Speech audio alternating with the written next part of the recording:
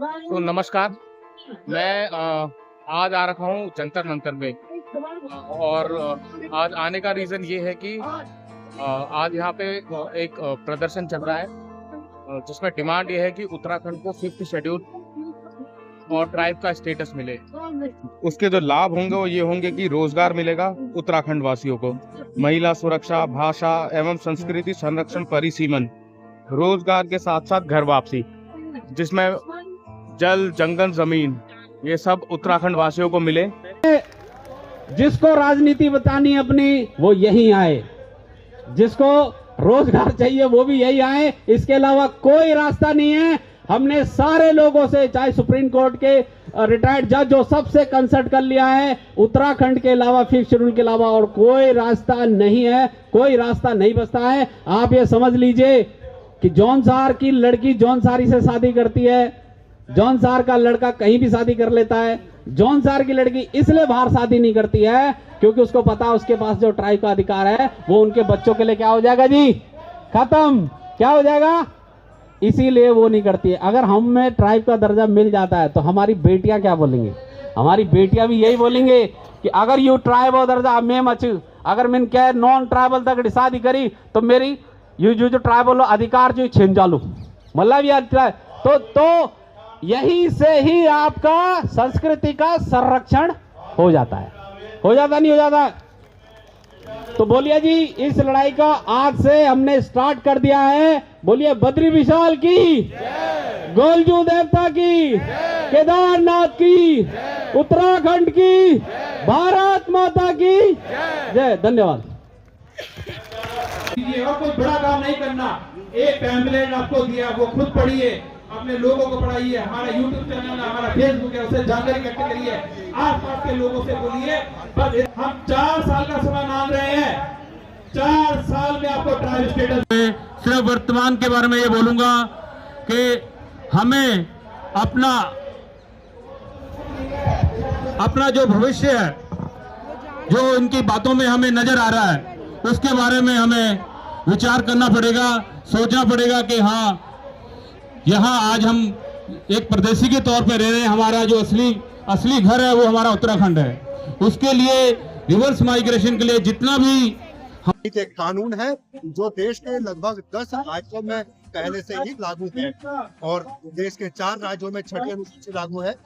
और इसके अलावा देश के कई राज्यों में आंशिक रूप से, कई पूर्ण रूप से जनजातीय दर्जा भी लोगों को प्राप्त है। यहाँ तक कि उत्तराखंड की अगर आप बात करें, उत्तराखंड में जौनसारी, थारू, भूसा, राजी, इन समुदायों को जनजातीय दर्जा प्राप्त है।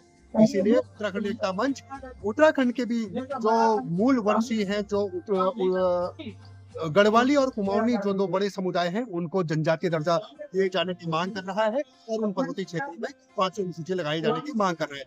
5वीं अनुसूची लगाए जाने से क्या होगा? 5वीं अनुसूची लगाए जाने से हमारे उत्तराखंडी क्षेत्रों के लोगों को उनके जल, जंगल, जमीन पर उनका अधिकार प्राप्त होगा, जिससे लगभग 2.5 लाख परिवारों को रोजगार प्राप्त हो सकता है। रोजगार प्राप्त होगा तो हमारा उत्तराखंडी उत्तराखंड के पर्वतीय क्षेत्रों से पलायन नहीं करेगा, और पलायन अगर रुकेगा और लोग एसटी का सर्टिफिकेट मिलेगा तो लोग जो पलायन कर चुके हैं वो वापस एसटी सर्टिफिकेट बनाने जब उत्तराखंड के पर्वतों में अपना जाएंगे तो वहाँ के परिश्रम का मुद्दा भी हल होता है। इसके अलावा अगर हमें जनजातीय दर्जा प्राप्त होता है तो हमें हमारी भाषाओं का भी संरक्षण होगा। हमारी भाषाएं, हमारी बोली स्कूलों में पढ़ाई जाएगी। राज्य सरकार को शिक्षा के तौर पर दर्जा देगी, जिससे हमारी भाषाओं का, हमारी संस्कृति का भी संरक्षण होगा। इसके अलावा महिला सुरक्षा की अगर हम बात करते हैं तो एसटी कानून के अगर जहाँ मिलता है तो एसटी कानून सबसे सख्त कानून होता है। इसलिए हम लोग उत्तराखंड के क्षेत्रों को जनजातीय दर्जा और 5वीं अनुसूची की मांग करते हैं। धन्यवाद। तो अब इसके बाद और कहाँ हम लोग ये प्रदर्शन के लिए आगे जाएंगे? कौन से जगह, स्टेट्स वगैरह? जी, मैं अभी तक आपको बताऊं तो अभी लगभग हम 115 बैठकें कर चुके हैं, जिसमें कई बड़े सम्मेलन भी शामिल हैं, जिसमें हल्द्वानी का सम्मेलन है, देहरादून का सम्मेलन है, चंडीगढ़, शिमला, जालंधर और दिल्ली, ऐसे कई सम्मेलन हुए हैं। उसके अलावा अगला हमारा जो कार्यक्रम है वो हल्द्वानी में होगा, उत्तराखंड के उसके अलावा मुंबई में हमारा एक कार्यक्रम बड़ा सम्मेलन होने जा रहा है। और जब तक हमारे पहाड़ों में 5वीं अनुसूची लागू नहीं होगी तब तक यह मुहिम हमारी जारी रहेगी। हमारी गढ़वाली और मौनी ट्राइबल काउंसिल भी बन चुकी है, तो डॉक्यूमेंट के थ्रू सरकारों से बात करेंगे, ट्राइबल मिनिस्ट्री से बात करेंगे और यह मुहिम लगातार के साथ साथ चलती रहेगी। चलो, थैंक यू। विज्ञान नीति का विद्यार्थी हूँ और मैं कहता हूँ कि समाजशास्त्र के जो क्राइटेरिया है ट्राइबल का, आदिवासी होने का, उसके तरीके हैं कि आपका जनजीवन एक अलग तरह का होना चाहिए, विशिष्ट होना चाहिए। आपका मेडिसिन सिस्टम एक विशिष्ट होना चाहिए, आपका अपना पहनावा विशिष्ट होना चाहिए, आप एक विशिष्ट भौगोलिक परिस्थिति में रहने चाहिए, आपके जागर हैं, आपके हमारी दवाइयों का सिस्टम है, ये सारी विशिष्टताएं हैं जो हमें आदिवासी ट्राइबल बनाने के लिए सारे क्राइटेरिया हम फुलफिल करते हैं। लेकिन अफसोस ये बात है कि हमारी जो राजनीति थी, चाहे वो 60 के दशक की या 70 के दशक,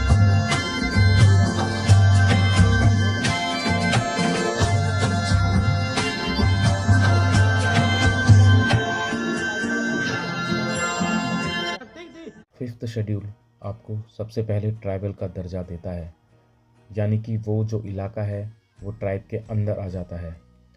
फिफ्थ शेड्यूल ये प्रावधान देता है कि सबसे पहले अपनी संस्कृति को बचाने का, आपका जो एरिया है उस एरिया के अंदर अतिक्रमण ना हो, क्योंकि संस्कृति को बचाना फर्स्ट स्टेप है। और यह सिर्फ भारत सरकार का नहीं, यह इंटरनेशनल ट्राइबल कमेटी का भी निर्णय होता है कि पूरे हिमालय के ट्राइबल को संरक्षण दें।